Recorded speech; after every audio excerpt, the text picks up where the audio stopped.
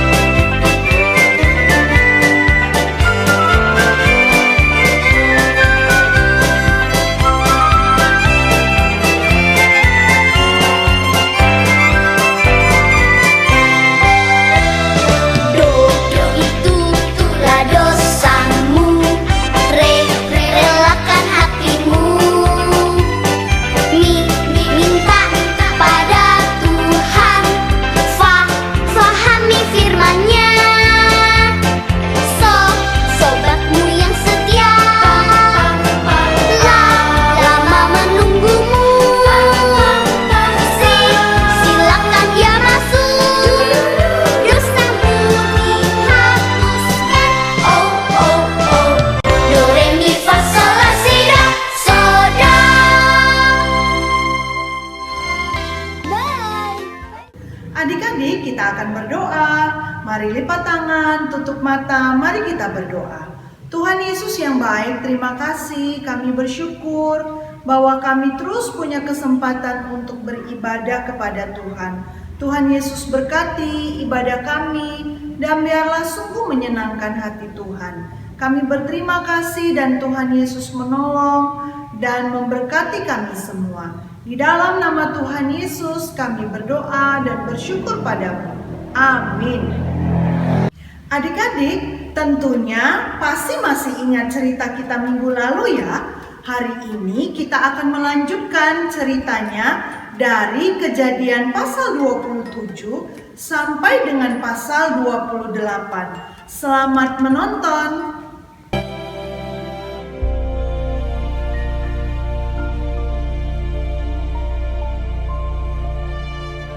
Esau menaruh dendam kepada Yakub karena berkat yang telah diberikan oleh ayahnya kepadanya.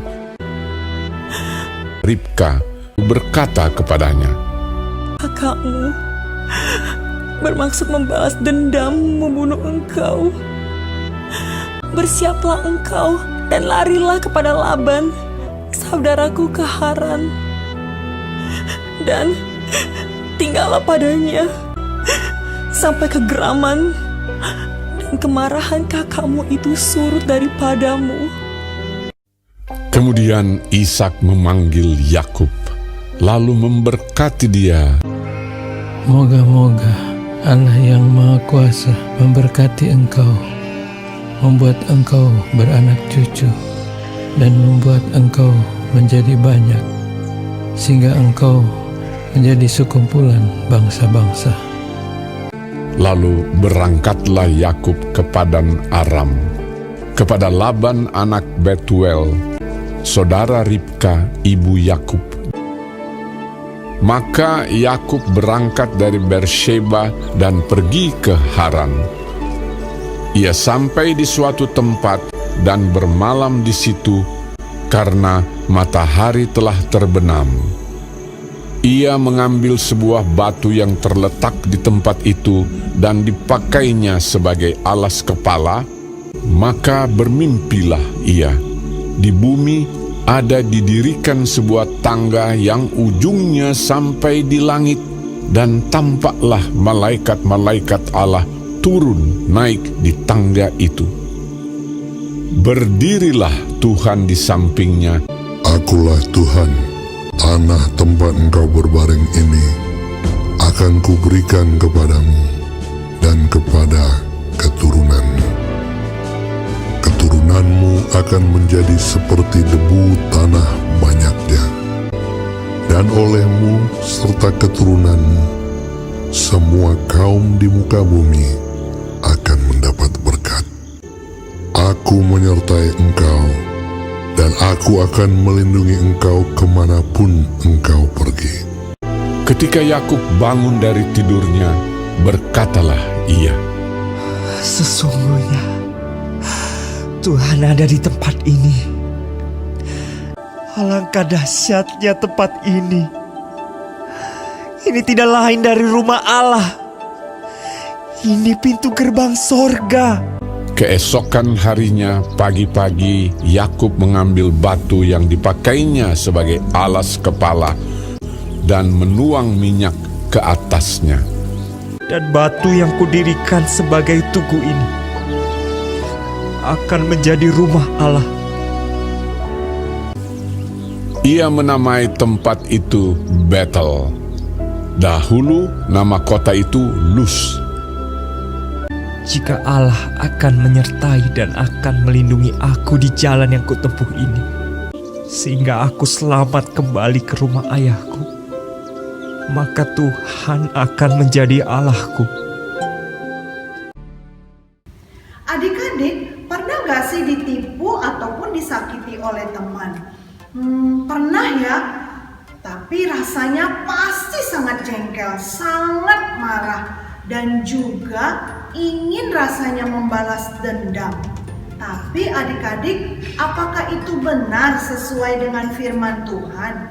Apalagi ketika kita percaya kepada Tuhan Yesus dan kita bilang bahwa kita mengasihi Tuhan Yesus.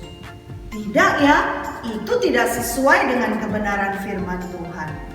Adik-adik, waktu Esau tahu bahwa dia ditipu oleh adiknya, oleh karena hak kesulungannya diambil oleh adiknya, Esau sangat marah. Bahkan Esau punya rencana ingin membalas dendam dan juga mau mengambil kesempatan untuk membunuh adiknya. Adik-adik, sebenarnya kemarahan Esau karena disakiti oleh adiknya tidak jadi masalah sih. Tetapi yang menjadi masalah adalah bahwa Esau pada akhirnya berencana ingin membunuh adiknya. Seharusnya Esau datang kepada Yakub atau datang kepada ayahnya dan ibunya menceritakan bagaimana sakit hati yang dirasakan oleh perbuatan adiknya. Waktu adik-adik berselisih paham, baik dengan saudara, kakak adik ataupun teman-teman, mungkin pernah mengalami hal yang sama. Kadang adik-adik dalam kesalahpahaman suka kita beradu kata-kata, bahkan dengan kata-kata yang kasar. Bukan hanya sekedar itu aja, tapi terkadang kita suka juga membalas dengan pukul-pukulan dan sampai kita berkelahi, juga sampai menangis. Gimana adik-adik, pernah mengalami akan hal itu? Pernah juga mungkin melakukannya. Waktu adik-adik berselisih paham, jangan sampai dikuasai diri sendiri, apalagi dikuasai oleh kuasa si jahat. Wah, bisa bahaya loh adik-adik. Waktu Ibu Ribka mengetahui keinginan hati dari Esau ingin membunuh adiknya, maka Ibu Ribka memberitahukan kepada Yakub untuk meninggalkan Esau dan pergi ke rumah pamannya. Dan Yakub mendengar apa kata ibunya. Dalam perjalanan Yakub menuju rumah pamannya yang sangat jauh, akhirnya Yakub merasa sangat lelah sekali dan mengambil batu dan untuk beristirahat sebentar. Saat dalam tidurnya, Yakub bermimpi melihat tangga, dan di tangga itu ada malaikat yang turun naik. Dalam mimpinya, Allah berkata kepada Yakub bahwa Dia adalah Allah Abraham, neneknya, dan Allah Ishak, ayahnya. Dan Allah berjanji untuk memberi keturunan yang banyak bagi dia dan tempat tinggal. Wah, adik-adik, luar biasa sekali ya. Bagaimana janji Tuhan bagi Yakub? Allah berjanji akan menjaga dan memeliharanya. Ketika Yakub bangun, dia sangat takjub dan sangat terharu bagaimana penyertaan Tuhan terhadapnya. Ketika Yakub bangun, dia sangat takjub dan sangat terharu bagaimana penyertaan Tuhan terhadapnya. Yakub mengambil batu yang dia pakai sebagai alas kepalanya dan mendirikan itu sebagai tubuh dan menuangkan minyak, dan Yakub memberi tempat nama itu adalah Betel. Adik-adik, hari ini kita belajar dari kebenaran firman Tuhan. Yang pertama, jika kita disakiti, kita harus memiliki hati yang terbuka kepada Tuhan. Jika kita disakiti, jangan kita dendam ataupun kita mau balas dendam. Jika adik-adik hari ini masih simpan dendam dan benci dan tidak mau memaafkan, hari ini Ibu mau adik-adik mengaku di hadapan Tuhan. Buka hati dan jangan lagi ditunda-tunda. Adik-adik berdoa kepada Tuhan, minta ampun kepada Tuhan, dan juga membuka hati, melembutkan hati untuk mengampuni orang yang bersalah kepada kita.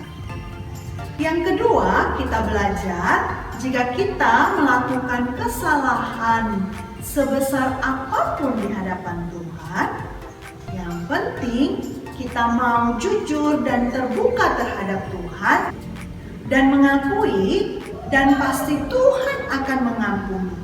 Tuhan Yesus sayang kepada anak-anak yang jujur dan mau terbuka dan mau juga memaafkan kesalahan orang lain.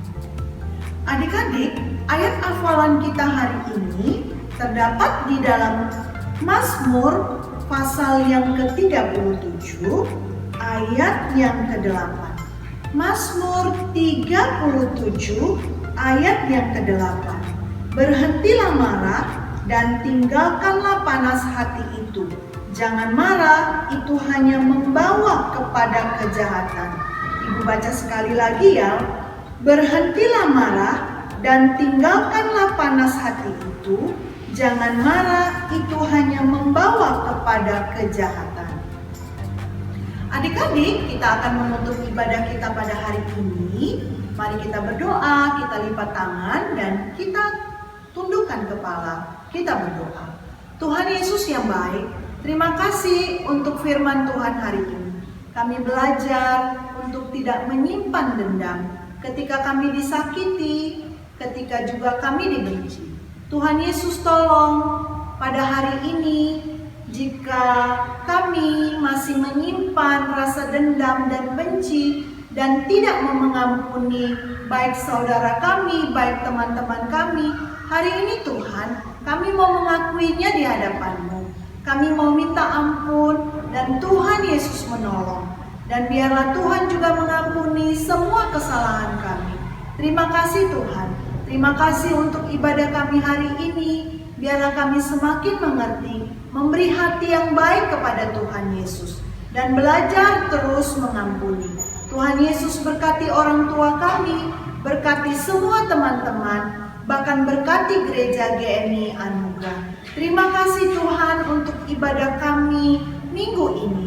Di dalam nama Tuhan Yesus kami berdoa dan bersyukur kepadamu. Amin. Adik-adik, ibadah kita sudah selesai. Sampai jumpa ibadah kita di minggu depan. Selamat hari Minggu. Tuhan Yesus memberkati.